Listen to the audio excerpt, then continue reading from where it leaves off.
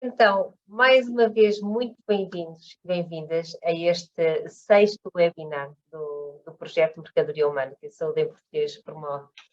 É assim um grande gosto poder estar aqui a apresentar mais um webinar e desta vez dedicado a um tema que nos é bastante especial aqui na Saúde em Português, que tem a ver com esta questão da comunicação e de que maneira que estas diferentes formas e estratégias de comunicarmos poderá ser um mecanismo de conseguirmos chegar e passar esta mensagem a um número mais alargado e diversificado de pessoas.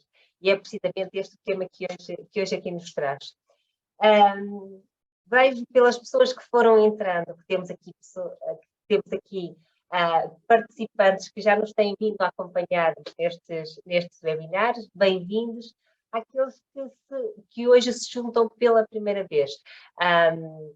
É um grande gosto receber-vos e dizer-vos que este projeto, ou este webinar, que está integrado no projeto Mercadoria Humana 4, que é um projeto de sensibilização de seres humanos, é então promovido por uma organização, que é a Saúde em Português. Nós estamos sediados em Coimbra, Portugal, e que desde 2010 que temos o foco da nossa intervenção, um dos principais focos da nossa intervenção, tem então a ver com esta questão do tráfico de seres humanos, mais concretamente no desenvolvimento de ações e de iniciativas que sensibilizem e informem a população para esta temática do tráfico de seres humanos.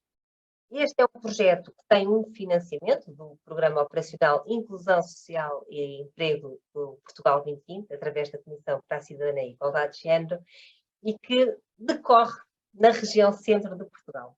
Tendo em conta a atividade em questão, ou seja, um webinar, nós não temos esta limitação geográfica e é possível então estarmos a fazer este webinar para pessoas que nos estão a acompanhar no Brasil, Angola, Cabo Verde, Guiné-Bissau e outros pontos do país, de Portugal continental e ilhas. Nós tivemos a oportunidade então de confirmar através das inscrições. Então, bem-vindos a todos, muito bem-vindos também os nossos convidados, os nossos palestrantes e a nossa moderadora. É assim um grande gosto poder ter aqui neste painel a Raquel Moleiro e o Renato Barbieri enquanto palestrantes e a Carolina Ferreira como moderadora, que rapidamente aceitaram o nosso convite. E é assim um grande orgulho, uma grande honra poder-vos ter aqui durante esta hora e meia para nos poderem transmitir a vossa experiência e como vivenciam este papel importante que têm na transmissão desta mensagem, tendo em conta a vossa profissão, jornalista e realizador, que entretanto depois a Carolina Ferreira irá apresentar. Bom, este webinar, para quem nos acompanha pela primeira vez, quem já nos tem acompanhado há mais tempo, já sabe, estes webinars, o grande foco dos webinars que nós desenvolvemos é o tráfico de seres humanos e procuramos sempre abordar o tráfico de seres humanos sobre diferentes perspectivas. Já o fizemos relativamente à saúde, aos órgãos de polícia criminal, à justiça, à investigação científica. Também procuramos apresentar como é que este crime ocorre em diferentes países da CPLP e hoje então o nosso foco é apresentar-vos ou falarmos sobre diferentes estratégias e meios de comunicação que podem ser utilizados para chegar a um público mais diversificado. Nós, com os projetos da mercadoria humana, que a Saúde em Português foi desenvolvendo desde 2010, sempre procuramos isso. Para além daquelas ações de sensibilização mais formais ou mais tradicionais em contexto de sala, em 2010, 2011, nós convidámos na altura um fotógrafo aqui de Coimbra, que é o Pedro Medeiros, para criar uma exposição de fotografia que abordasse esta temática do tráfico de seres humanos. Exposição essa, que é a exposição Mercadoria Humana, que há quase 12 anos tem circulado por vários pontos do país e nos últimos 3 anos, sobretudo, tem circulado na região centro e região norte, e acredito que muitos dos que estão e muitas que aqui estão a assistir já tiveram contacto com esta exposição, e de facto foi uma outra estratégia, uma outra forma que nós tivemos de comunicar esta mensagem. Procurámos também passar a mensagem através de uma peça de teatro, que era a peça de teatro Sentido Vazio, e tivemos a colaboração da Casa da Esquina, aqui de Coimbra, e do Ricardo Correia, enquanto encenador dessa peça, e foi uma peça que esteve aqui a decorrer em Coimbra, e tínhamos vários debates no final da peça sobre esta temática. Fizemos campanhas nos transportes urbanos da cidade, spots na rádio, e sempre em momentos de formação ou em momentos de ações de sensibilização, procurámos recorrer a reportagens ou a documentários que abordassem esta temática para melhor levar esta mensagem a quem participava nestas ações. Por outro lado, percebendo também este papel importante, nós, enquanto Saúde em Português, e tendo neste momento a decorrer várias respostas ao nível do tráfico, sensibilização, formação, acolhimento e proteção destas vítimas, procuramos sempre que possível colaborar com os órgãos de comunicação social com a informação, com aquilo que nós sabemos da prática, dos contactos que vamos tendo com algumas destas vítimas, de maneira a que os próprios órgãos de comunicação social possam realizar reportagens, fazer notícias sobre esta temática. E, nesse sentido, deixo-vos já alguns exemplos de colaborações que nós tivemos com a Ana Sofia Fonseca, jornalista da SIC e do Jornal Expresso, em que, a partir desta colaboração, surgiram 2 documentários, Os Novos Escravos e A Casa dos Escravos, que acho que permitem abordar esta temática muitíssimo bem, e convidava-vos desde já a visualizarem. Então, não vou alongar muito mais, porque isto passa tudo a correr, e aquilo que eu vos queria dizer era o seguinte: nós, antes de fazermos estes webinars, temos sempre uma reunião prévia entre todos, porque 1h30 é muito pouco para abordarmos tudo o que queríamos. Então procuramos sempre encontrar aqui pontos-chave que acho que são fundamentais passar. E nesta reunião que nós tivemos todos na semana passada, houve uma abordagem do Renato que eu acho que pode servir perfeitamente de mote para iniciarmos este webinar, que é precisamente este o objetivo que nos traz aqui. Ou seja, esta de estratégias de comunicação, ou esta comunicação, é fundamental, e a comunicação pode ser feita através da fotografia, da literatura, de documentários, é fundamental para que haja este contacto, ou que seja permitido este contacto com o real, com a realidade, que as pessoas efetivamente percebam o que é que nós estamos a falar, criar a tal empatia. E é precisamente isto que nós temos, ou seja, através destas estratégias, destas diferentes estratégias de comunicação, passar esta mensagem, permitir aqui criar espaços para que as pessoas tenham contacto com a realidade, não estejam aliviadas deste fenómeno. E assim sendo, vou já passar a palavra à Carolina Ferreira para fazer esta moderação, mas queria primeiro fazer a apresentação para quem não a conhece. Então, a Carolina Ferreira, ela é jornalista e chegou à Antena 1 em 2003 e começou a colaborar com a RTP no ano seguinte. Desde então que trabalha em 2 meios de comunicação, a rádio e a televisão, sempre no Centro Regional de Coimbra. Atualmente é também professora convidada na licenciatura em Jornalismo e Comunicação da Faculdade de Letras da Universidade de Coimbra. Carolina? Ok. Entretanto, só deixar aqui umas informações mais técnicas, ou mais logísticas, para quem nos esteja a acompanhar. Este webinar está a ser gravado. Sintam-se totalmente à vontade para colocar questões, podem fazê-lo através do chat. Nós depois vamos reservar os últimos 15, 10 minutinhos para responder às vossas questões.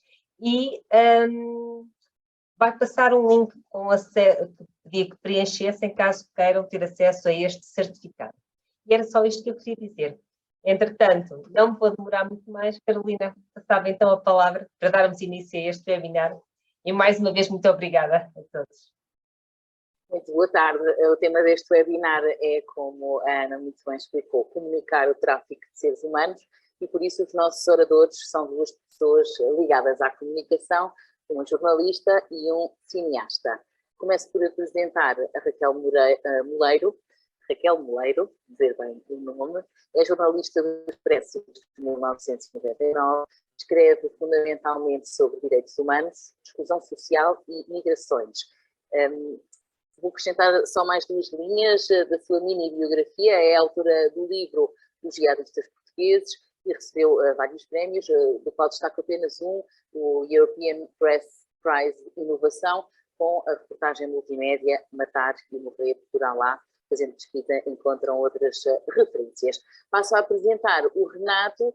Renato Barbieri é diretor, produtor, roteirista e diretor de criação da Gaia Filmes, uma produtora sediada em Brasília. Realizou mais de 60 obras audiovisuais de relevância social, cultural e ambiental, com destaque para dois filmes já de 2022, Pureza e também Servidão, de 2021, Libertários, depois Consciência ao Cubo, de 2019, em 2016, Cora Coralina, Todas as Vidas, remontando nomeadamente 2020, temos As Vidas de Maria, em 2001, A Invenção de Brasília, até 98, podemos recuar para Atlântico Negro, Na Rota dos Orixás, e em 1985, do outro lado da sua casa. Estão apresentados os nossos oradores. Começamos pela Raquel, para lançar a nossa conversa. Pergunto-lhe, assim, em jeito de desafio, que nos explicasse de que modo é que, com o seu trabalho jornalístico, considera que tem desenvolvido diferentes estratégias de comunicação nesta temática que hoje nos juntou aqui, o tráfico de seres humanos. Boa tarde a todos. Eu comecei a escrever, pronto, lá está, eu escrevo sobre direitos humanos e migrações, e as coisas juntam-se muitas vezes. O tráfico junta quase sempre essas duas, não é? Apesar de haver vítimas também portuguesas, a maioria das vítimas são estrangeiras, e por isso é que isto me caiu um bocadinho no colo. Fui ver antes do webinar, as primeiras coisas que eu tinha escrito sobre tráfico, e são de 2009, já foi há um bocadinho de tempo. E depois foi sempre um tema de que eu gostei muito, porque eu não fazia ideia que isto existia em Portugal. Apesar de uma pessoa ouvir aqui e ali, e ouve-se falar de prostituição e de escravatura, etc., tráfico de seres humanos era uma coisa para mim longínqua, ou seja, que seria de outro país, que acontecia assim, mas não cá, ou quanto muito por passagem. Mas haver tráfico de seres humanos para Portugal ou em Portugal era uma coisa completamente desconhecida, pelo menos para mim. E se era para mim que lidava com estas questões, presumi que pouca gente saberia, ou que o público em geral também não sabia. Ao início não era fácil vender, que é o que os jornalistas fazem aos seus editores, estas histórias, porque lá está, pelo desconhecimento, porque os temas sociais nem sempre são temas agradáveis ou fáceis de pôr nos jornais. Mas eu, quando fiz os Nicolai, que foi era uma rede romena de prostituição, na Baixa, e isso é que eu achei mais incrível, eram sítios onde nós passamos todos os dias e não associamos aquelas pessoas que sabemos que estão na prostituição, era óbvio, não percebemos que são menores, não percebemos que o facto de elas estarem ali e não está ninguém a prendê-las, como é que podem ter sido traficadas, como é que podem estar... Não se percebe os elos que estão à volta, e lendo os acórdãos, eu depois viciei-me um bocadinho em acórdãos de tudo o que tem a ver com tráfico, e vemos que os métodos são sempre os mesmos. E acho que um dos objetivos do jornalismo também é esclarecer, é mostrar às pessoas que as coisas existem e que podem estar mesmo ao nosso lado. Além disto, os Nicolai, passados já uns anos, houve um dia que me disseram, alguém do CEF, com quem eu falo muitas vezes, nos trabalhos sobre migrações, a dizer: já alguma vez olhaste para, quando passas na ponte Vasta Gama, já alguma vez olhaste lá para baixo? Está montes de gente a apanhar, não sei, ameijos, conquilhas, não faço ideia o que é que é. Ele, pois, sabias que há redes de tráfico ali? E é um sítio onde nós, mais uma vez, passamos todos os dias, ou vamos em passeio, no meio da capital, não é? As pessoas, aqui uma coisa que até parece meio bucólica e bonita, e depois conhecer, depois fizemos os Escravos do Rio, que foi uma postagem que eu gostei muito de fazer, fomos lá várias vezes, andámos lá no meio, fomos lá com o CEF, entramos nas casas onde eles estavam, umas antigas vacarias, uns estados miseráveis, e mais uma vez se percebe que coisas que estão à nossa volta, onde nós passamos todos os dias, podem envolver tráfico de seres humanos. E acho que isso passou quase a ser, não é uma missão, que não é o seu objetivo também, não é? Mas que cada trabalho mostra às pessoas os sinais, ou dar um outro olhar. Esse trabalho dos apanhadores da ameijoa japónica no Rio, no Samuco, foi dos que teve mais repercussão. Recebemos centenas de mails de pessoas a dizer não é possível, eu passo aí todos os dias, eu vejo isto há não sei quanto tempo, não é possível, não é possível. E porque, lá está, é aquele abrir de olhos, e que agora mais recentemente aconteceu com as estufas. Com as estufas das Amoras, que toda a gente sabia que havia trabalhadores, toda a gente sabia que Odmira estava cheio de migrantes, que eles viviam mal, mas foi preciso chegar às notícias e ao poder político, não é? Haver aquelas, quase as acusações mútuas, vir à oposição, etc., para que o tema ganhasse dimensão. E eu acho que é isso que faz o jornalismo, mostra aquilo que nós vemos todos os dias, mas de outra forma. Vamos querer saber mais, Raquel. Acho que já há aqui uma pergunta que pode ser depois lançada, mas vamos já fazer uma ronda completa, dando também agora a oportunidade ao Renato de responder à mesma pergunta, que é como é que considera que na sua carreira, no seu trabalho enquanto cineasta, tem comunicado sobre este tema, o tráfico de seres humanos. Tem que ligar o microfone. Boa tarde a todas e todos. Para quem está no Brasil, bom dia. Bem, um prazer estar aqui, uma honra fazer parte dessa mesa.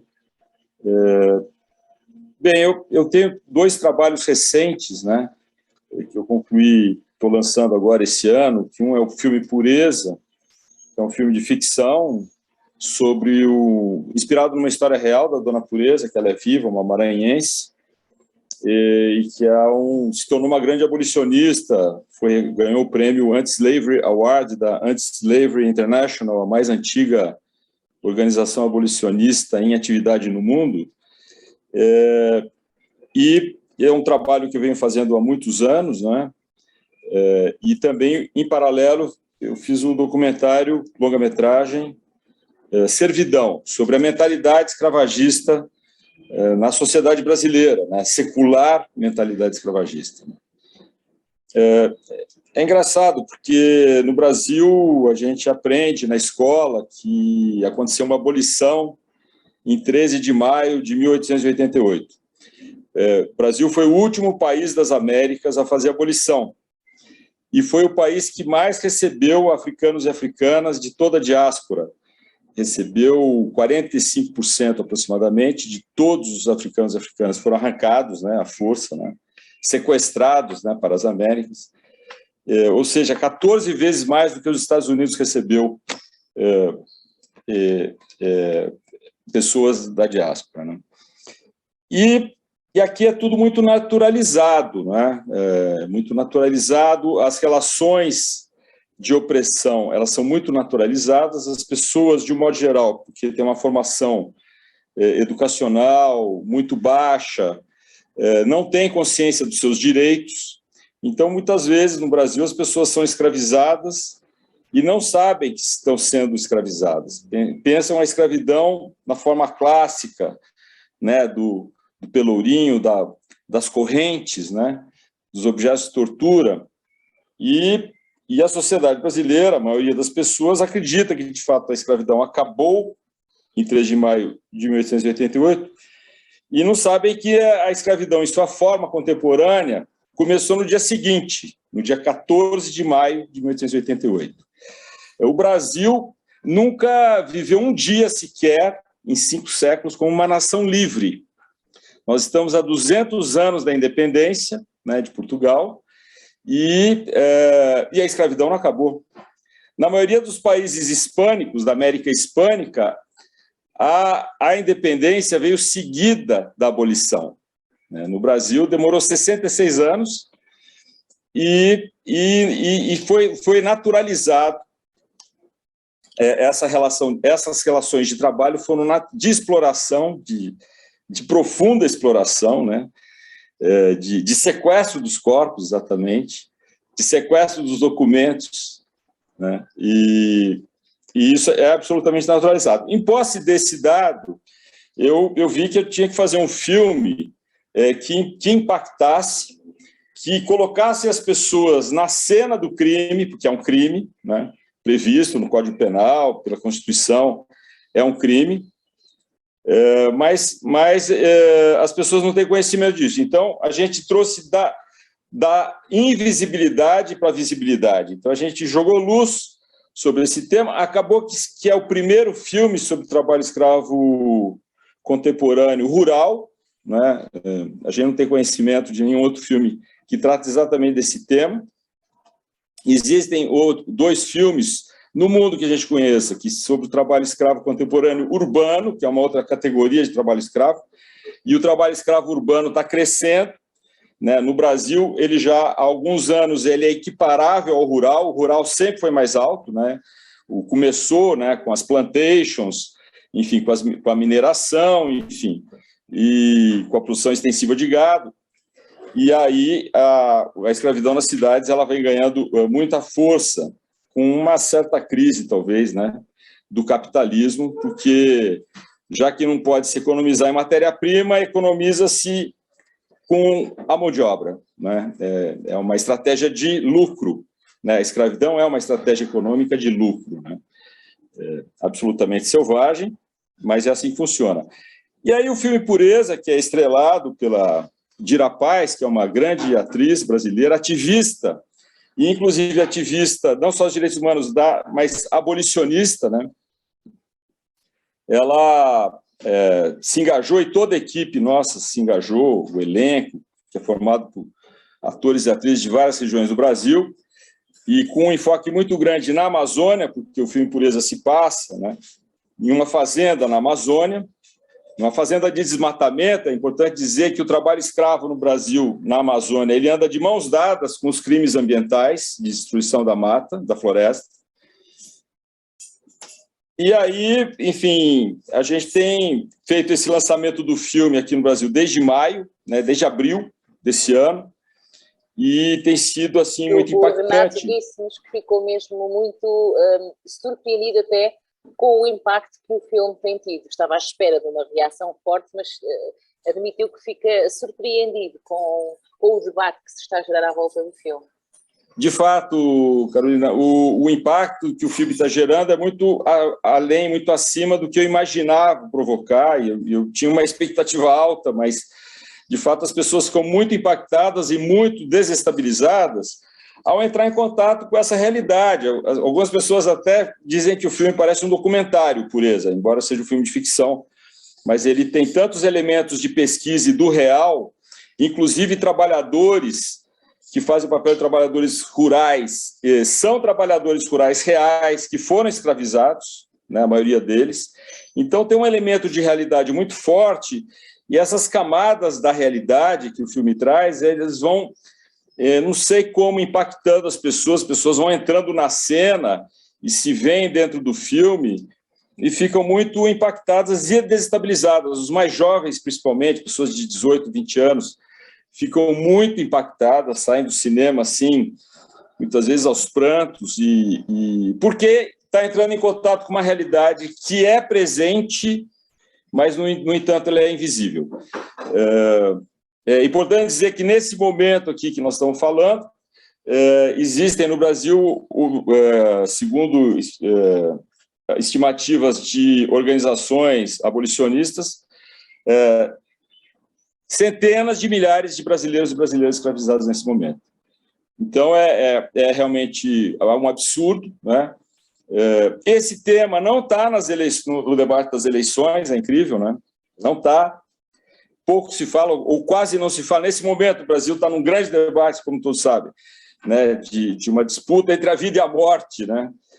Essa disputa não é uma disputa entre direita e esquerda, né? E é importante dizer também que no governo Bolsonaro, as políticas de combate ao trabalho escravo, que são muito sofisticadas, que se criou-se uma política que se tornou referência internacional, né, para a Ásia, para outros países, para outros continentes, e hoje a gente vive um grande retrocesso, né, porque o apoio a essas políticas estão simplesmente se esgotando e sendo minados. Então, é um momento muito dramático que o Brasil vive, né? De certa maneira, o mundo, né, vive um momento muito dramático, e a escravidão, eu diria que ela está no cerne da sociedade brasileira. Esse é o tema que eu diria que é central, porque sem a gente entender as relações humanas e que todos os cidadãos e cidadãs pertencem a uma nação, que isso nunca aconteceu no Brasil também, até hoje, né?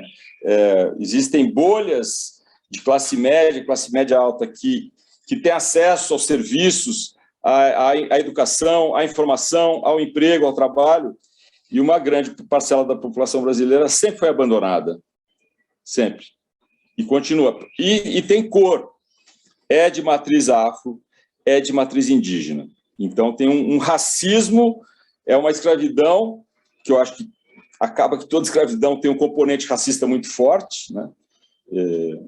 Você escolhe quem escravizar, né? Um segmento da população.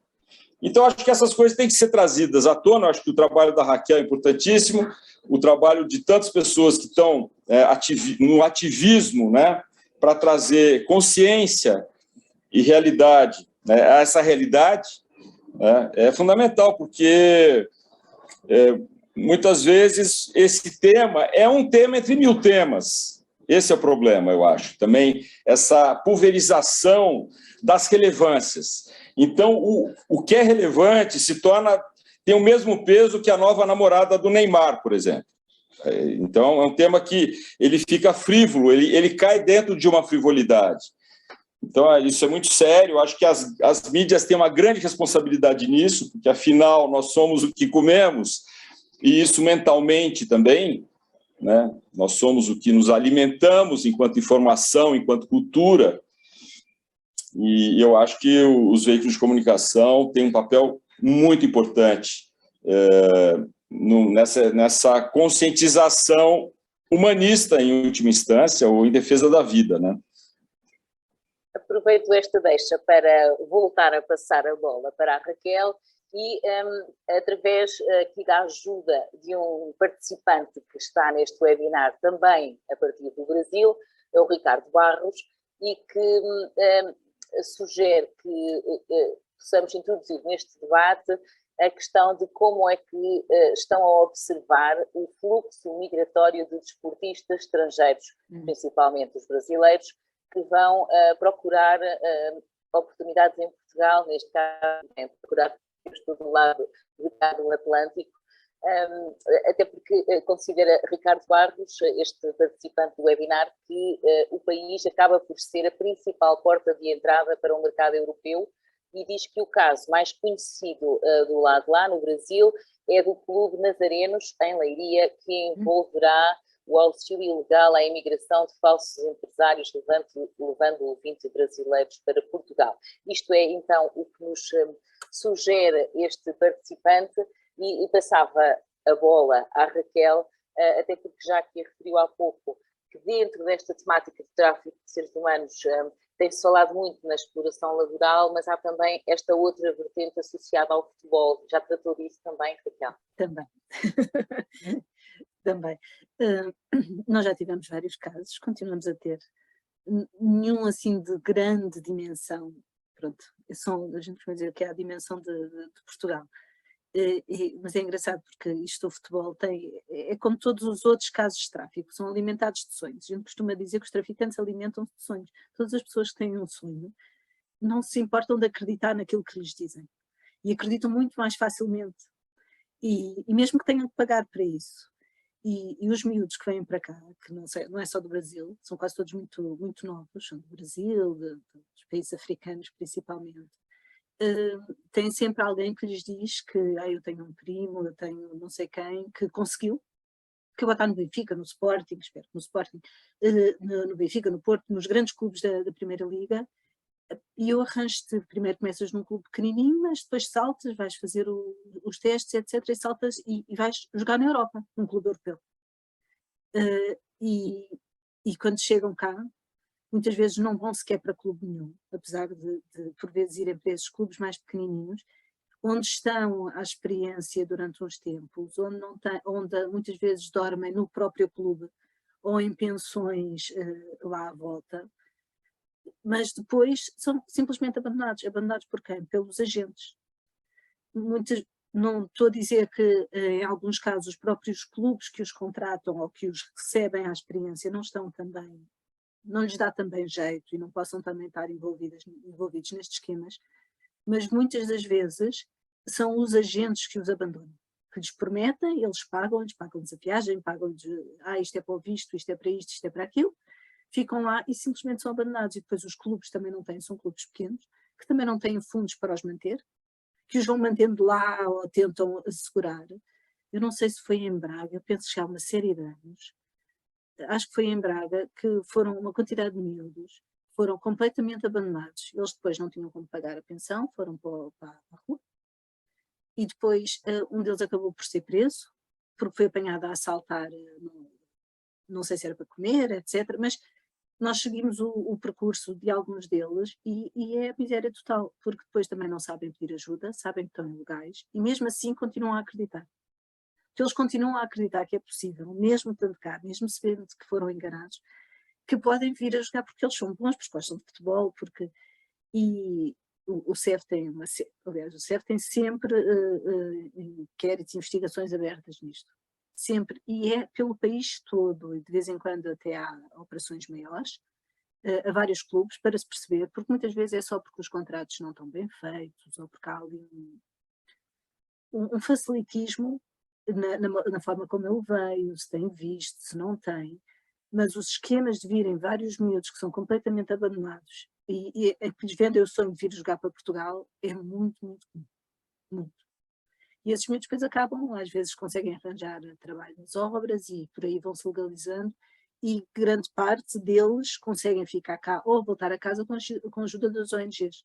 São eles que os descobrem no terreno, às vezes os próprios clubes ligam para algumas entidades que conhecem melhor e acabam. Futebolistas que tenham ficado cá e a jogar na Primeira Liga, não conheço. Em Portugal, a exploração laboral associava-se muito, sobretudo à agricultura, mas um dos temas mais recentes tem sido também a existência, do que percebi, de tráfico na pesca. O que é que podemos foi um caso, já saber?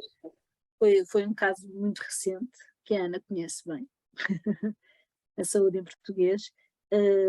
Isto surgiu de um mail, de um press release do CEF, que eles fazem sempre quando têm operações, assim muito, sem pormenores, sempre não tens nacionalidades, não tens nada, em que dizia que tinha sido resgatado um imigrante, um miúdo de 20 anos, no porto vou ver se eu tenho aqui, de Aveiro, que tinha sido no porto de Aveiro, de um barco, tinha sido alertado que seria eventualmente uma vítima de tráfico de seres humanos. Ele é da Serra Leoa e tinha sido contratado, ele e outros que entretanto desapareceram, que fugiram quando atracaram em Portugal, por uma companhia portuguesa, o que torna o caso mais grave. Ele teve vários meses no barco, prometeram-lhe o quê? Prometeram-lhe um salário decente, que iria trabalhar, acho que era 3 meses na pesca, e que depois, quando atracasse em Portugal, seria legalizado e dava-lhe acesso aos documentos, etc., com contrato de trabalho. Claro que isso nada aconteceu, ele não recebeu qualquer salário, enquanto esteve, mas acreditou sempre, lá está, é sempre a do sonho, ele acreditou sempre e foi trabalhando sempre de graça, também não podia fazer muito, o tráfico na pesca é uma coisa, não é relativamente comum, mas que que é muito conhecida na Ásia, na Tailândia, Indonésia, exatamente porque tu num barco estás completamente, não podes fazer nada, não é? Estás no meio do mar, estás não podes pedir ajuda, não podes fugir, e por isso as agressões, a violência, as ameaças são muito comuns, e por isso aguentas, que foi o que ele fez, aguentou, sempre na esperança de quando chegasse à Europa, não necessariamente a Portugal, mas quando chegasse a Portugal como porta para a Europa, que teria os seus salários, de que ele precisava muito para ajudar a mãe, e que lhe iam dar os papéis para se legalizar na Europa. Ele também era jogador de futebol, quando foi contratado. Ele estava a jogar futebol, mas ele não vinha para cá necessariamente para isso, ele queria mesmo ganhar dinheiro para ajudar a mãe. E quando chegou cá, não só não lhe deram os salários, como o abandonaram no barco, deram-lhe uma série de tarefas de manutenção, sempre a continuar-lhe a prometer que fazes isto e talvez, e pronto, e o que ele, e não tinha comida, não tinha água, não tinha nada, não é? Estava abandonado num barco no Porto. E por isso andava lá a pedir, e até que alguém esclarecido, alertou uma ONG de que havia ali potencialmente uma vítima de tráfico. Eu não conheço nenhum, ele entretanto foi resgatado, está no centro de acolhimento para vítimas homem de tráfico de seres humanos, por isso no melhor sítio possível para até ter a legalização em Portugal, se for confirmado que é uma vítima de tráfico de seres humanos. Mas eu, pelo menos, eu não conheço outros casos em Portugal, apesar de sabermos que tudo acabará por existir cá também, não é? Porque somos pequenininhos, somos longe, mas todo o tipo de tráfico foram aparecendo, não é? Nós cá antes só tínhamos, era de tráfico sexual, não é? De mulheres, e depois foi evoluindo e agora todas as tipologias acabam por aparecer cá. Eu só conheço este caso na pesca, mas nós temos tantos imigrantes atualmente na pesca, em barcos mais pequenininhos, mas ligados ao setor da pesca, porque há poucos pescadores e por isso temos cada vez mais imigrantes ali em Caxinas, etc. Não acho difícil, não é difícil acreditar que há mais casos. Recordo aos nossos participantes que podem ir deixando as vossas questões, porque haverá um período mais para o final do webinar, que será então de resposta às perguntas que forem, entretanto, avançadas. E voltava ao contacto com o Renato, acabámos de escutar a visão de uma jornalista portuguesa, e como é que um cineasta brasileiro encontrou motivação para abordar este tema. Já nos referiu que o seu filme que aborda este tema mais recente é ficção. Ainda assim, o que é que o motivou a querer tratar a temática do tráfico de seres humanos? Porque é que acha que é importante pôr as pessoas a refletir sobre este tema? Eu já vinha trabalhando as questões da tragédia social brasileira e as questões ligadas à escravidão clássica em outros trabalhos. O Atlântico Negro, na Rota dos Orixás, foi citado aí no meu currículo. É uma obra que eu filmei no Benin, no Maranhão e na Bahia. É uma obra que se tornou uma obra de referência nas relações Brasil-África aqui no Brasil, né? E onde eu trato da questão da escravidão. Enfim, eu fui no porto de Uidá, onde milhares e milhares de africanos e africanas embarcaram rumo ao Brasil. Por isso, aquela região ali, África do Oeste, é conhecida como Costa do Escravo, né? Porque saiu muita gente de lá, principalmente do porto de Uidá e de Lagos. Vinha trabalhando essa temática também num outro documentário chama Terra de Quilombo, Espaços de Liberdade, onde eu abordo a questão da tradição quilombola de resistência, né? Fiz recentemente também um trabalho que chama Libertários, uma série para a TV, também mostrando a resistência do povo preto diante da opressão escravagista e racista, né, secular no Brasil. E via que o tema da escravidão, né, contemporânea é muito pouco conhecido, é muito pouco debatido. Saem matérias jornalísticas muito pontuais quando há a libertação de trabalhadores pelas políticas públicas de combate ao trabalho escravo, mas aquela coisa que é muito pontual, que também no dia seguinte muitas vezes não se comenta mais e as pessoas não tomam conta do drama. É isso que a Ana até sugeriu, né, como um eixo temático, falar da empatia. O cinema tem um papel muito grande em gerar empatia, que na origem da palavra, né, etimologia, é estar em contato com o pathos, com o drama do outro, né? E ao você entrar em contato com o drama do outro, você se sensibiliza por algum tipo de mecanismo que gera empatia, né? Eu acho que isso é da nossa natureza. Eu acho que quando a gente fica dentro de uma bolha, e nosso mundo é muito fácil entrar numa bolha, né? Bolhas das redes sociais, bolha do nosso núcleo social, enfim, e não tem muito contato com outros segmentos, estratos da sociedade. E eu acho que o cinema, o jornalismo, as artes têm um papel muito importante, relevante, em furar essas bolhas e fazer uma ponte entre você e o outro, né? E eu vi na história da Dona Pureza esse potencial, né, de uma história de uma mãe em busca do seu filho que sumiu, simplesmente foi para o garimpo e não chegou no garimpo e foi aliciado no meio do caminho. Isso é muito comum, sempre com promessas falsas. É importante dizer que é um mecanismo, é uma mecânica muito pautada pela mentira e por uma sedução por falsas promessas. Então, é trabalho bom, emprego bom, a pessoa está querendo ascender na vida, jovens, né, normalmente 18, o Abel, que é o filho da Pureza, tinha 18 anos, então, no auge da sua potência física, essas pessoas são atraídas por esses salários. Só que elas não sabem que, ao entrar no caminhão, ao ir para um hotel, ao sair com uma prostituta, ao comer um prato de comida, aquilo já está sendo anotado no caderninho, né, de que ela está contraindo uma dívida sem saber. E chega no final do mês, daí ela chega, tem uma estratégia também no Brasil, que é muito comum, quer dizer, eu acho que a Raquel citou isso em uma de suas falas, que é você pegar gente de fora, de longe. Então, por exemplo, os trabalhadores para desmatar a Amazônia, eles são aliciados normalmente no Nordeste brasileiro, que tem uma questão estrutural, de pobreza estrutural muito grande, então eles são atraídos. Vão lá 1.000, 2.000 quilômetros longe das suas casas. Chegam numa região, por exemplo, no sul do Pará. O caso do Abel da Pureza acontece no sul do Pará, norte do Brasil.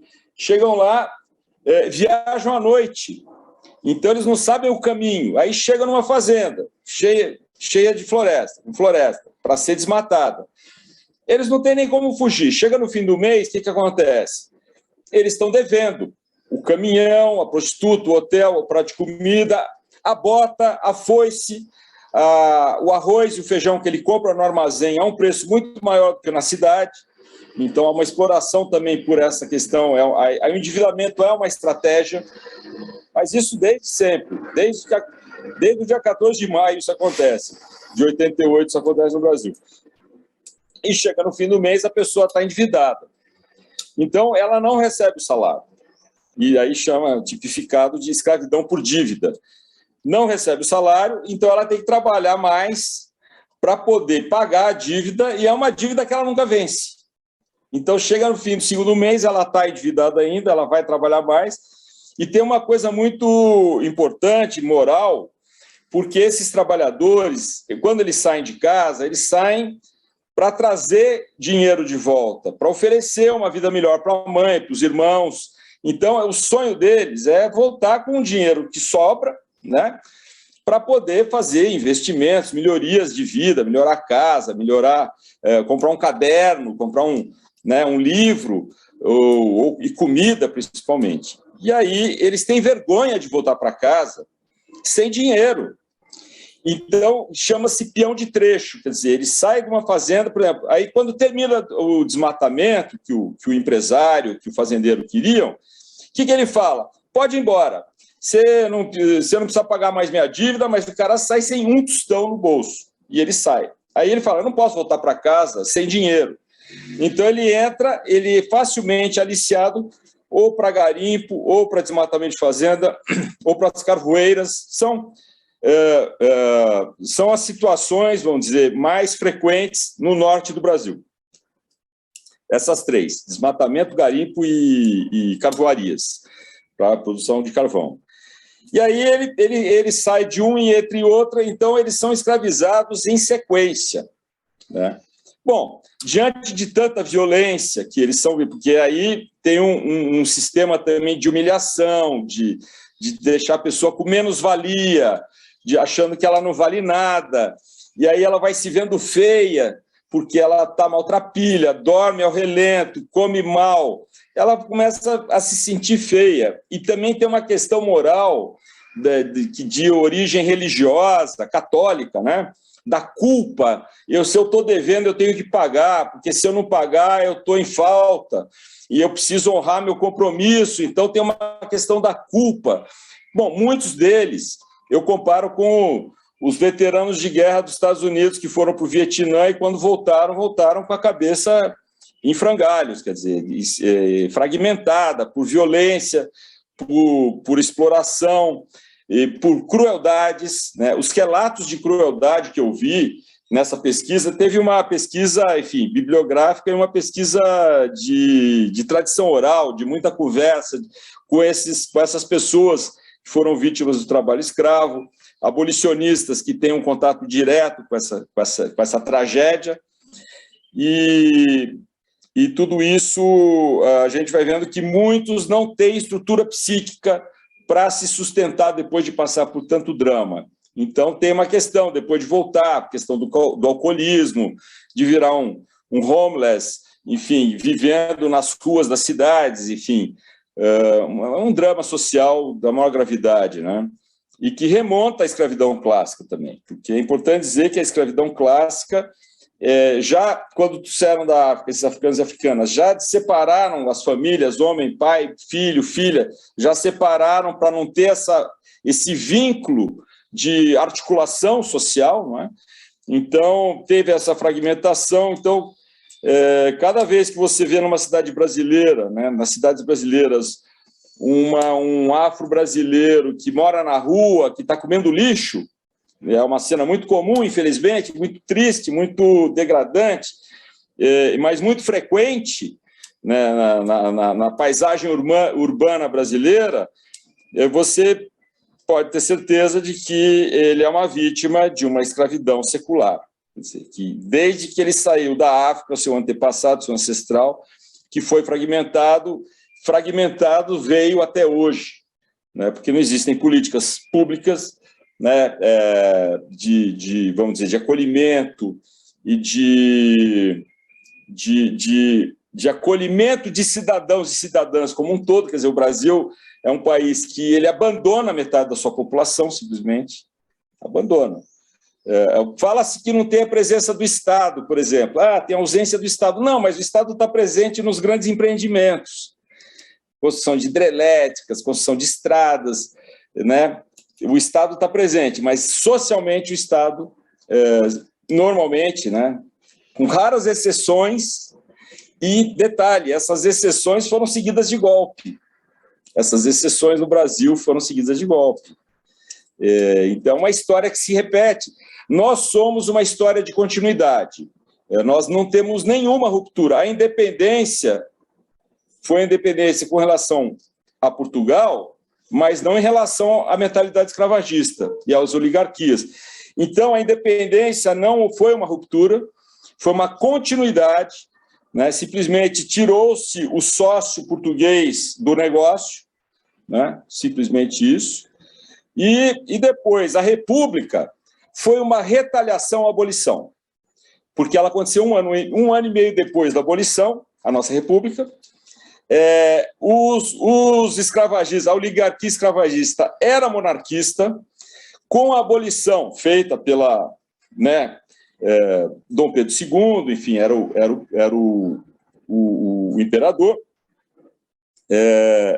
Essa oligarquia se tornou republicana, se filiou ao Partido Republicano, que tinham republicanos históricos, expulsou os republicanos históricos e deu um golpe de Estado, botando um marechal como presidente do Brasil, primeiro presidente da República. Então, é uma história de golpes, é uma história de continuidade, e agora nós estamos vivendo isso de uma maneira muito clara, onde 43% da população, 45 milhões de pessoas votaram no Bolsonaro, né? que é super preocupante, né? Uma pessoa declaradamente torturadora, que defende torturadores, que defende desmatamento, homofóbico, misógino, enfim, tem um leque assim de maldades que ele encampa e que acaba tendo um apoio dessa população racista, né? Já falei. Enfim, acaba eu penso que já respondeu à minha pergunta, não é? Exatamente o que é que o motiva a eleger este como um tema importante na sua carreira, e nomeadamente, como eu dizia há pouco, neste seu filme, o Pureza, que não obstante ser de ficção, é inspirado em factos reais. Queria já agora recuperar uma frase que apontei na nossa reunião preparatória, que eu acho que é da sua autoria, só para muito brevemente, antes de voltarmos a ouvir a Raquel, a pudesse comentar. Tenho ideia, espero não estar errada, de que disse qualquer coisa do género que tudo isto passa por um esforço de contribuir para um processo de humanização, opondo ao que vemos como a atomização nas redes sociais. Eu acho que as comunicações, as plataformas de conhecimento, as escolas, têm um papel decisivo num processo de humanização, porque eu acho que o que está acontecendo é que nós estamos vivendo um processo de desumanização.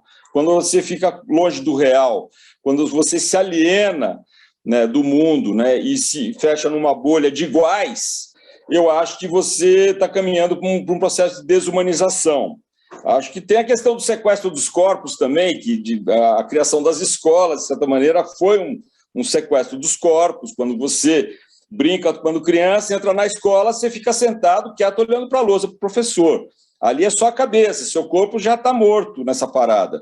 Então, acho que isso também é um sequestro dos corpos, como uma estratégia de sequestro dos sentimentos, porque o sentimento é aquela coisa que nos humaniza, é exatamente o que nos humaniza, são sentimentos, e você sabe o quanto os sentimentos são perseguidos na nossa civilização.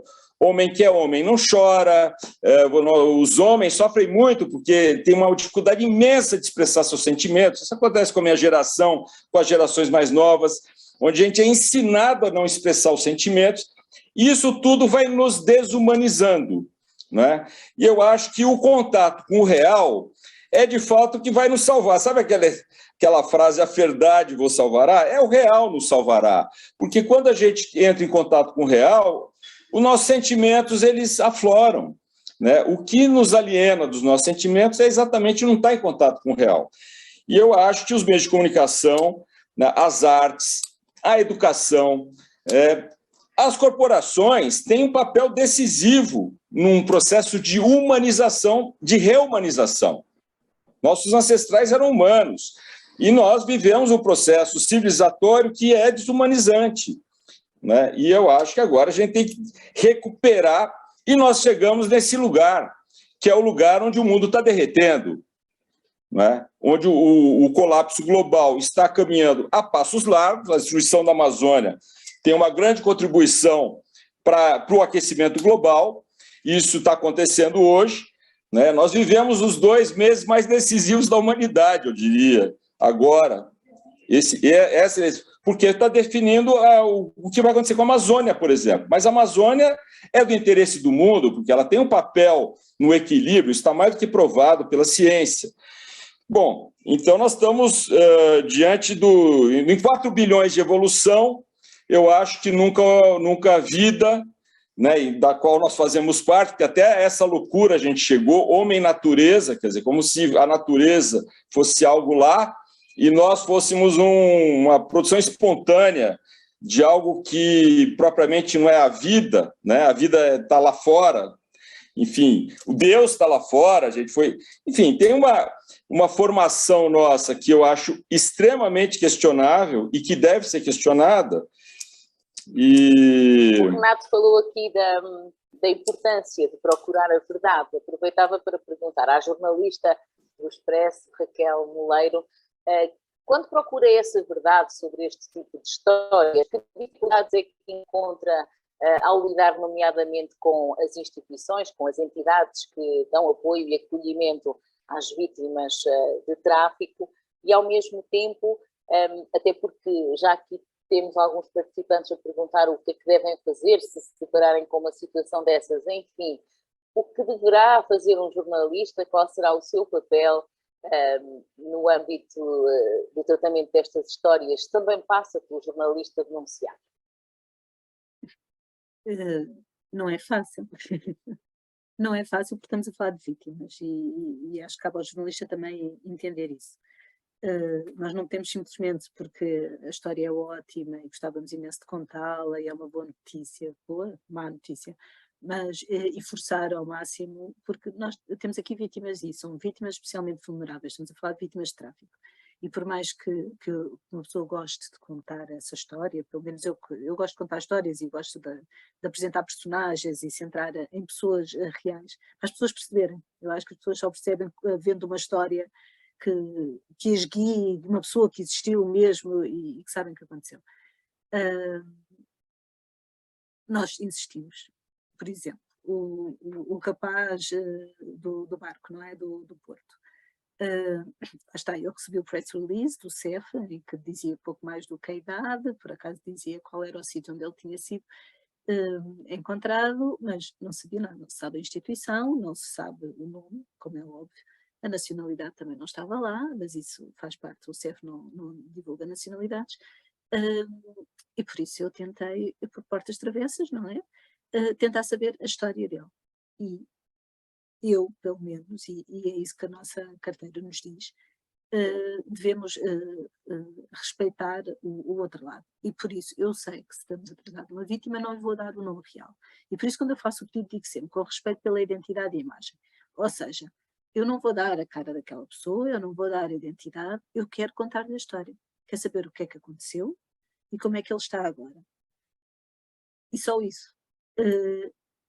Há instituições que falam connosco, a maioria das fontes são fontes não divulgáveis, ou seja, a gente sempre fonte ligada ao processo, fonte ligada à investigação, fonte ligada... E as próprias instituições, e eu já discuti isso com a Ana também, não é? É difícil, porque lá está, eles não sabem quem está do outro lado.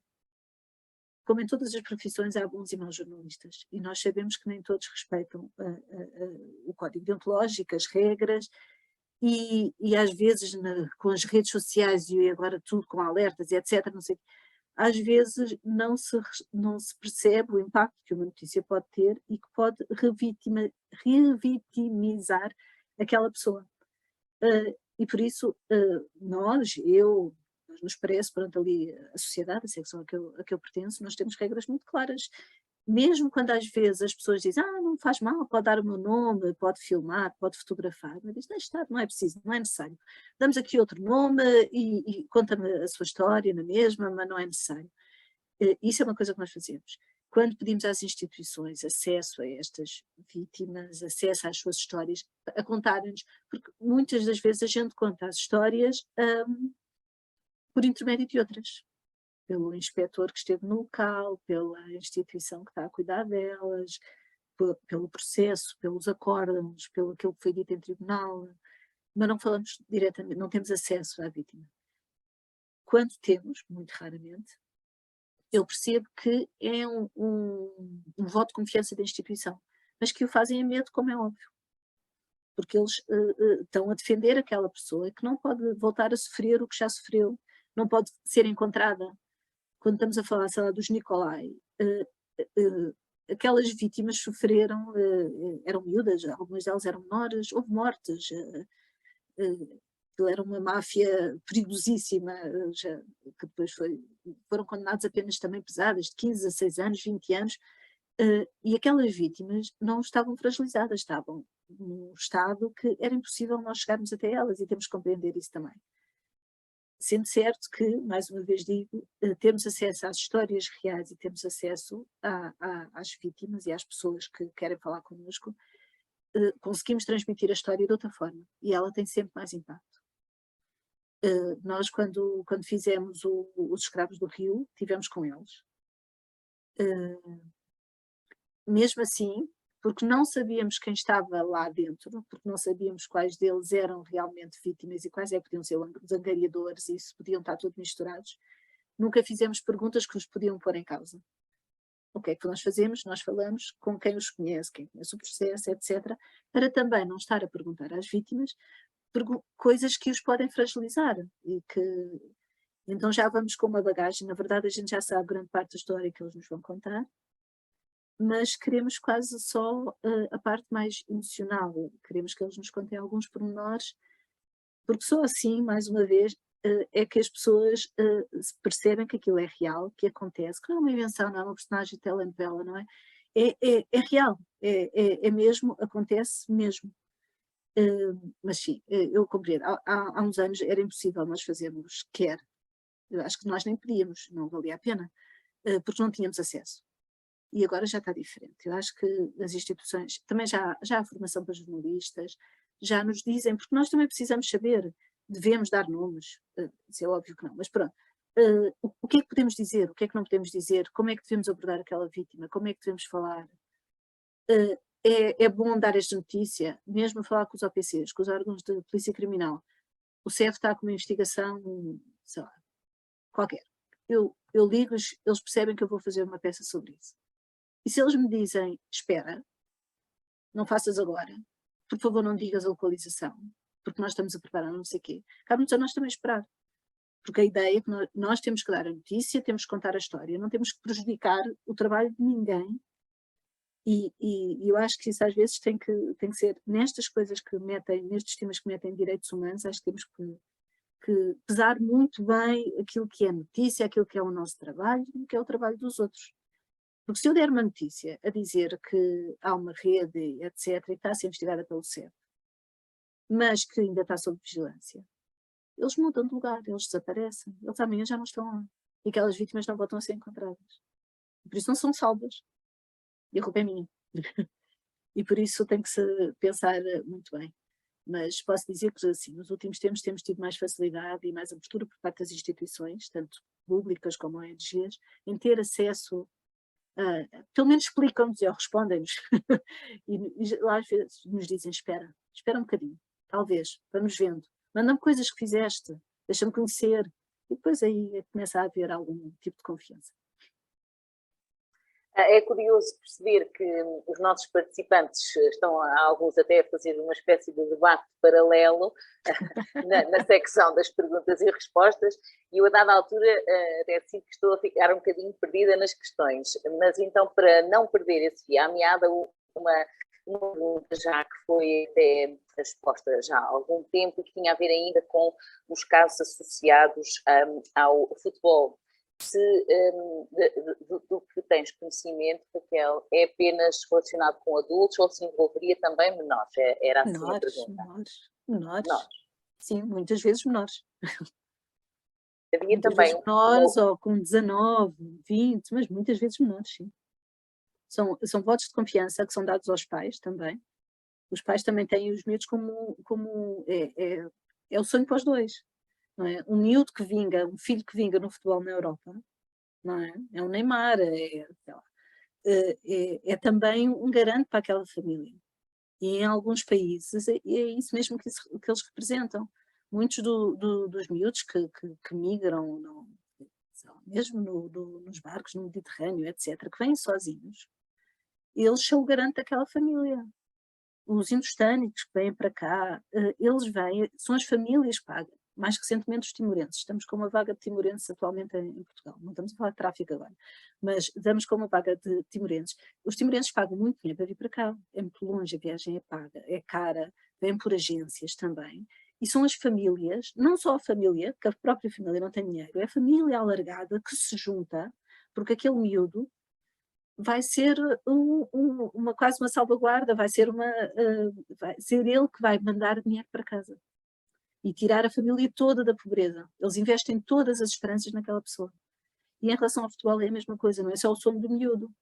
Os pais também acreditam que aquilo pode, não só é o futuro do miúdo, que ali não teria, não é? Não só é considerado um sonho, como é mais do que isso, não é?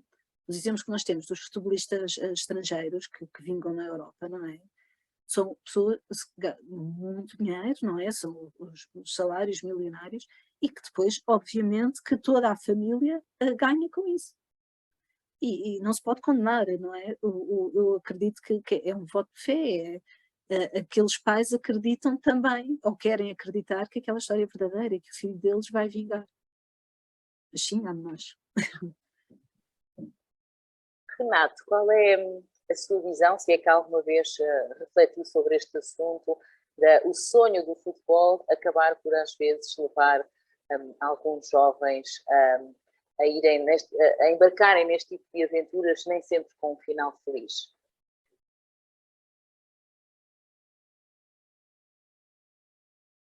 Eu acho que é sempre essa questão das falsas promessas, né? É uma estratégia de sequestro dos corpos, falsas promessas. Eu fiquei conhecendo esse drama ligado ao futebol, conhecendo a Raquel. Eu desconhecia isso. No Brasil tem várias formas de escravidão. Uma das mais conhecidas e pouco comentadas é a escravidão doméstica, né? Das secretárias domésticas que moram nas casas, né, nos apartamentos, que tem hora para começar a trabalhar, não tem hora para acabar, né, e trabalha fim de semana, e não tem a legislação trabalhista, né, que ela é uma conquista social da maior relevância, né, secular também, uma conquista que veio dos séculos, né, e que no Brasil também é muito naturalizado. A questão do futebol, eu achei assim, né, um dado surpreendente, né, mas faz todo sentido, assim, com a prostituição, a questão da prostituição, né, os sacrifícios de corpos para a escravidão sexual, né? Então tem todo tipo de forma de escravidão hoje, e essa não me surpreende, de fato. Eu desconhecia, mas não me surpreende. Raquel, volto a passar a palavra para passar para si a missão de responder a uma pergunta aqui que nos é agora desafiada à procura da resposta, que é: quando se descobre este tipo de casos, o que é que acontece na maioria das vezes a essas pessoas? A pergunta é se são deportadas, que tipo de apoios recebem. Acho que a Ana Figueiredo depois também poderá dar aqui uma chega, mas daquilo que a Raquel conhece. Não são deportadas. É assim, e a Ana depois corrige-me se eu estiver errada, mas principalmente se forem comprovadas como vítimas de tráfico, elas têm direito à legalização em Portugal, têm direito a um visto humanitário logo, mas que depois podem ter autorização de residência em Portugal e depois que lhes dá a legalização em Portugal e uma quantidade de direitos e de apoios extra, não é? Como vítimas, mas não são deportadas. E quando nós lidamos com estes casos, geralmente eu não posso noticiar um caso a dizer que há tráfico quando não há uma entidade ou policial ou uma ONG envolvida. Não. Isso não dá. Se alguém me diz que há coisa, eu digo: tem que fazer queixa, tem que apresentar queixa. Não sou eu que vou denunciar certamente uma situação pelo menos não enquadrada, porque não me cabe a mim, posso pôr em perigo aquelas pessoas, não é? Mas dos casos que eu conheço, é assim, mas depois depende muito, porque muitas das vítimas de tráfico não sabem que são, nem aceitam que são vítimas de tráfico. E isso acontece muito na agricultura atualmente, que eles querem trabalhar. E os processos depois arrastam-se, e um indiano, um nepalês que um dia está em Odmira, no outro dia está no norte a apanhar castanhas, e por isso acaba por ser muito, muito difícil. Em casos mais extremos, sim, que essas vítimas têm direito à legalização em Portugal, e se foram comprovadamente vítimas de tráfico, não são de certeza expulsas. Não sei se nesta ocasião a Ana Figueiredo quer aproveitar para nos dar alguma chega e, ao mesmo tempo, também para me ajudar, se acha que eu deixei escapar alguma questão. Acho que as perguntas estão a ser respondidas, Carolina, sim. Eu só queria complementar isto que a Raquel referiu, relativamente a esta questão de algumas destas pessoas, numa fase inicial, enquanto presumíveis vítimas, estarem numa situação irregular, dizer que muitas vezes esta é a estratégia utilizada por estes exploradores para as inibir de alguma forma de denunciarem a situação. Pronto. E o que acontece é, há um desconhecimento por parte destas vítimas de que existem leis e que existem entidades ou organizações que as protegem, e depois, por outro lado, há estes mecanismos de coação muitas vezes utilizados pelos exploradores para as manterem ali reféns. De facto, se vier a comprovar que aquela pessoa é uma vítima de tráfico de humanos, e temos que estar a falar de cidadãos estrangeiros, não é? Existe uma autorização de residência especial para estas questões à qual elas têm direito de permanecer em Portugal, de maneira a poder trabalhar ou ficar aqui caso seja essa a intenção. Ou seja, não é por estarem numa situação irregular que obrigatoriamente serão deportados. Depois também há uma outra questão, que é, isto nós falamos quando estas pessoas querem ficar em Portugal, mas vamos imaginar que a pessoa até quer regressar ao seu país de origem. Também existem apoios específicos, através da Organização Internacional das Migrações, que permite fazer um retorno assistido, ou seja, estas pessoas não são colocadas no avião e regressam aos seus países, não. Há todo um trabalho entre diferentes organizações, de maneira a que a pessoa, quando sai de Portugal, sai em segurança, e quando chega ao destino, que também chega em segurança, de maneira a que não haja aqui, ou que esta pessoa corra qualquer perigo. Por isso, esta questão da pessoa estar numa situação irregular, é importante que seja transmitido, que muitas vezes é uma das estratégias utilizadas por estes exploradores, ficam sem documentos, vêm para Portugal com determinados vistos, acabam por passar o período de validade e estas pessoas têm receio de pedir ajuda por isso mesmo, por não saber aquilo que lhes vai acontecer, mas de facto, se vier a comprovar que aquela pessoa é uma vítima de tráfico, há todo um conjunto de apoios que são prestados, de maneira que esta pessoa não seja vista como uma criminosa, mas sim como uma vítima. Ana, pedia que se mantivesse em linha, porque há aqui um trio de questões que realmente me estavam a escapar do Paulino do Canto, que eu acho que têm que ser respondidas por si. A pergunta dele tem a ver, parece-me que substancialmente, com Cabo Verde. Se entendem que há riscos ou possibilidades para haver casos de tráfico humano no contexto de recrutamento em massa de cabo-verdianos para o mercado de trabalho em Portugal, e se além de Cabo Verde também veem o contexto atual de Portugal, nesta procura de mão de obra, é favorável para o aparecimento de casos de tráfico humano. E por fim, também nos pergunta o Paulino se há sugestões de mecanismos que ajudem a prevenir este tipo de acontecimentos, não é? O tráfico humano, num contexto de procura e recrutamento em massa de mão de obra a nível internacional. Presumo que se esteja a referir, de facto, a uma questão específica ali que tem em mente de quando vêm muitos trabalhadores ao mesmo tempo de uma determinada origem, neste caso, Cabo Verde. Ok, acho que só me perdi na segunda questão, Carolina. Eu suponho que é alargar um pouco o âmbito, não é? Se além de Cabo Verde, veem também que esta situação seja favorável no quadro geral, não é? Do recrutamento de mão de obra estrangeira. Penso que é isso. Além de Cabo Verde, também há outros países que preocupam. Penso que seja isso. É assim, eu não tenho uma informação específica relativamente a Cabo Verde. Aquilo que eu posso dizer é que, quando nós falamos deste fenómeno, estamos a falar de um fenómeno em que todos os países estão envolvidos. Claro que há países que, pelas suas características, são mais países de destino e outros mais países de origem. No caso de Cabo Verde, e o mesmo acontece com Portugal, nenhum nem outro estão imunes a este fenómeno. Por isso, é provável que estas situações de tráfico possam acontecer de pessoas que saiam de Cabo Verde com o intuito de chegar a Portugal ou até passar por Portugal para entrar na Europa. O que é que nós costumamos, nas ações de sensibilização que fazemos, o que é que nós costumamos alertar para prevenir estas situações? Por um lado, quando se responde a determinados anúncios, desconfiar sempre quando tudo é facilidades. Quando parece que nós estamos a viver num desespero e aquele anúncio de trabalho veio resolver todos os problemas da nossa vida. Tem um emprego, tem um ordenado bastante simpático, uma série de facilidades, alojamento, transporte, refeições, tudo garantido. Desconfiar sempre de propostas que à partida parecem maravilhosas. E depois, tentar procurar sempre quem é que é a empresa que está a recrutar, se esta empresa está registada ou não, qual é que é o historial desta empresa. Muitas vezes acontece até connosco em Portugal de pessoas que nos dizem que vão trabalhar para a Espanha, e só o facto de dizerem que vão trabalhar para a Espanha parece que já têm toda a informação suficiente.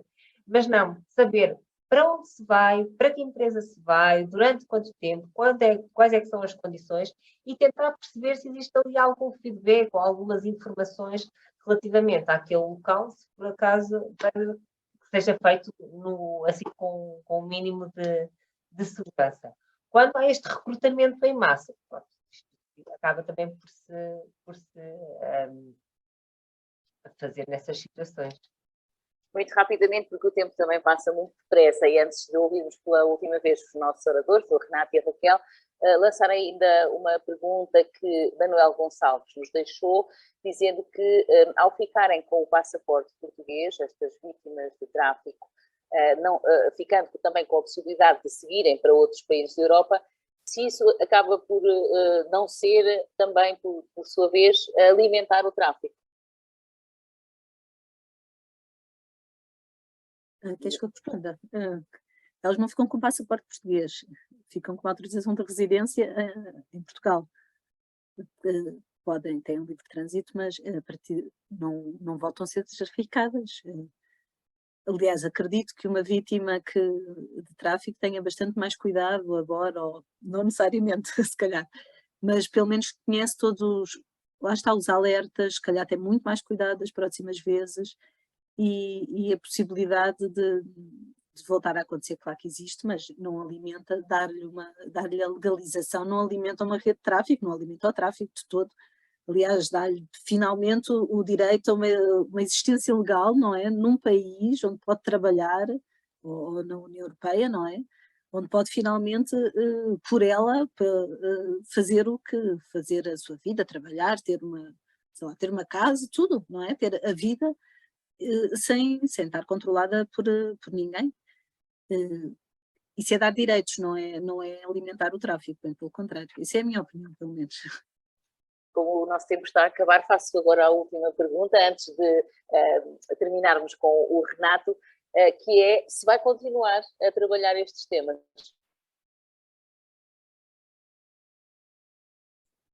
Para mim?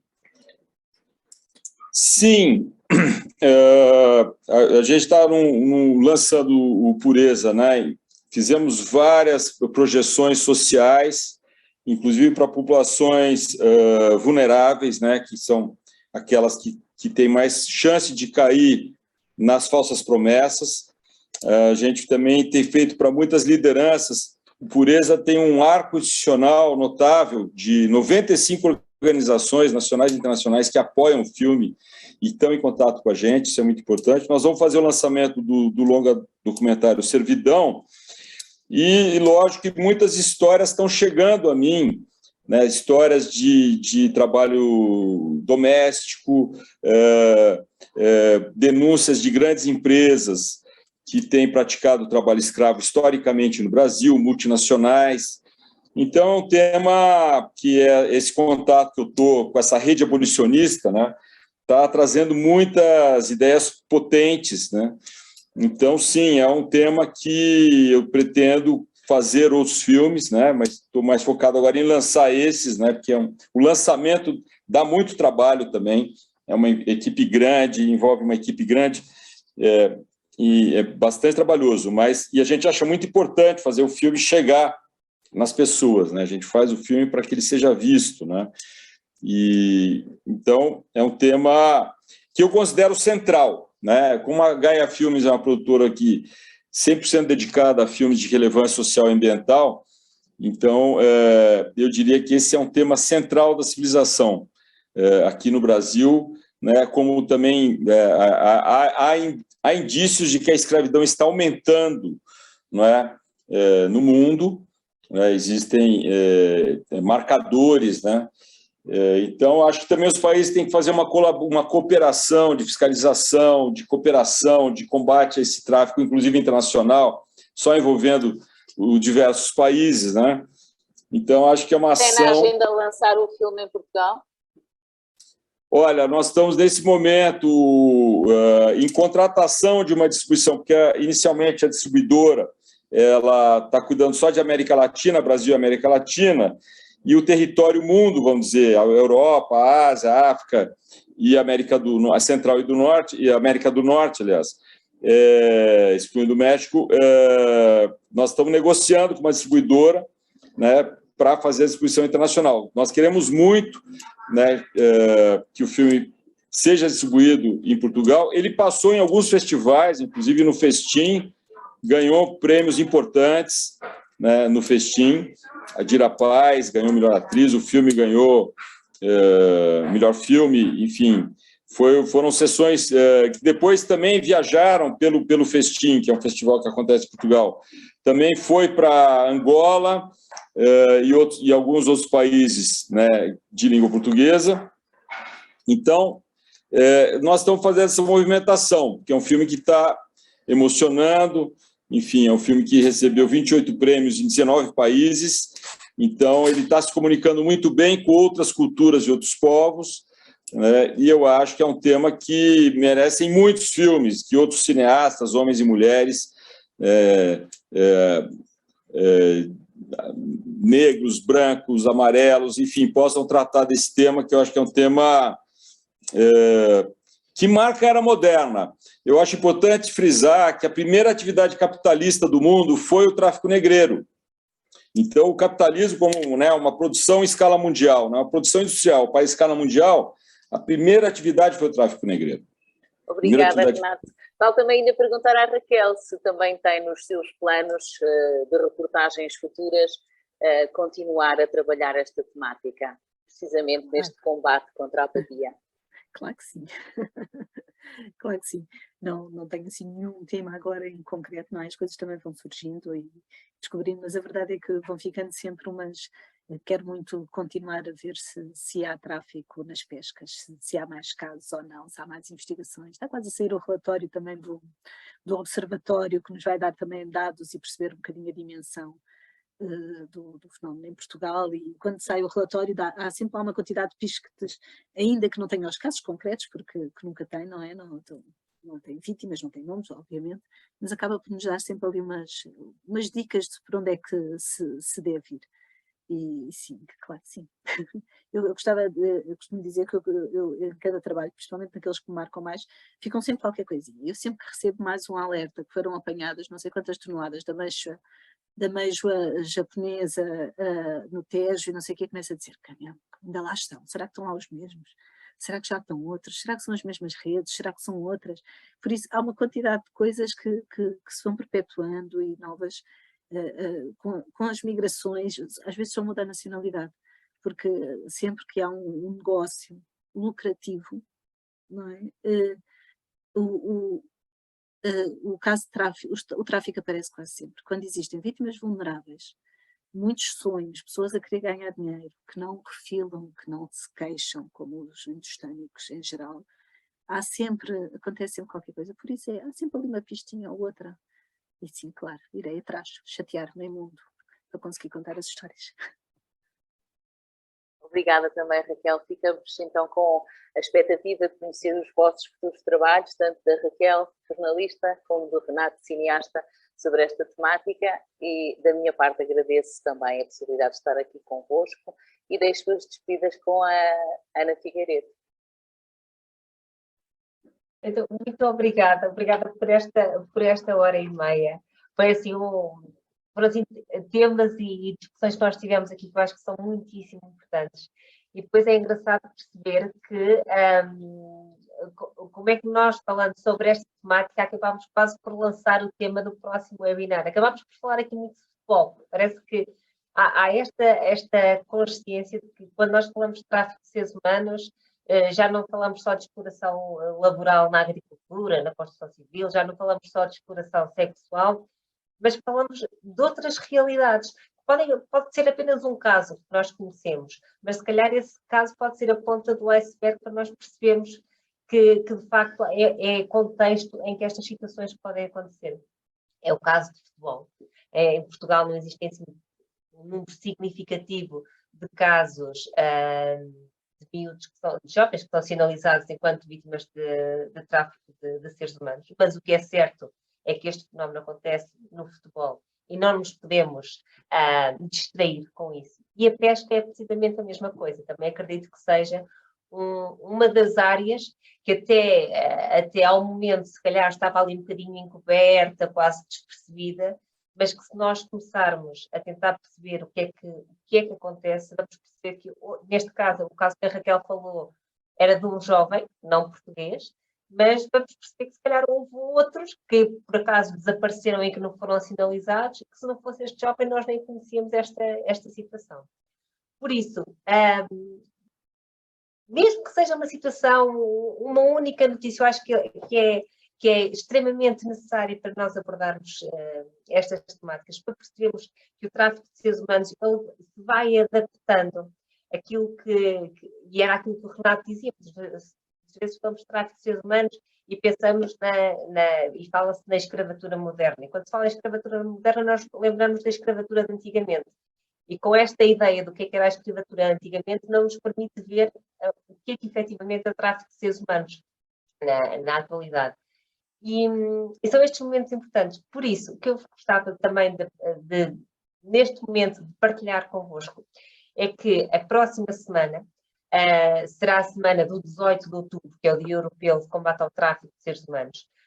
Vão existir imensas iniciativas e campanhas que procuram alertar para esta realidade. E eu gostava desde já de vos dizer que na próxima semana nós iremos realizar então um webinar destinado a esta questão do tráfico de seres humanos no futebol. Sim, depois vão-nos acompanhando para saber qual é que é o dia e a hora exata. Este webinar será também um momento de apresentação de uma campanha com base nesta temática do futebol, dos miúdos que são aliciados, que procuram este sonho de integrar uma equipa de futebol na Europa e de fazer carreira no futebol e que depois aquilo que encontram e o futuro deles é completamente diferente. Vamos lançar esta campanha. Por isso, o Renato dizia que não conhecia esta realidade. O Ricardo Barros fala-nos de um seminário que irá decorrer no Brasil sobre esta temática e percebemos que vamos estabelecendo aqui vários contactos e várias ligações que nos permitem estar aqui em sintonia e perceber que esta questão do futebol, esta questão destes miúdos que são aliciados, é importante que seja abordada e que não nos passe despercebida. Depois, também, e uma vez mais, frisando aqui a importância da imagem, a importância de outras estratégias de comunicação, como eu vos disse, nós temos uma exposição de fotografia do Pedro Medeiros, mas em novembro vamos apresentar também uma outra exposição de fotografia, da autoria do Pinheiro. Ela vai ser apresentada aqui em Coimbra, que é uma exposição que nós chamamos de Tráfico de Seres Humanos também acontece aqui. E o também acontece aqui é no sentido de nós passarmos a mensagem, também acontece neste contexto, na agricultura, com os pastores, na exploração sexual, na servidão doméstica, na mendicidade forçada. Acontece aqui nestes variedíssimos contextos, mas também acontece aqui ao nosso lado. É importante tornar, como o Renato dizia, o invisível visível. E por isso, uma vez mais, muitíssimo obrigada a todos. Muito obrigada aos nossos convidados. Carolina, Raquel, Renato, muitíssimo obrigada por terem partilhado connosco esta hora e meia. Foi assim um grande gosto e em nome da Saúde em Português agradeço imenso. E a todos que estiveram a assistir e que estiveram a partilhar connosco e a colocar estas questões, também muito obrigada. Por isso, esperemos encontrar-nos em breve. Boa tarde. Obrigada a todos.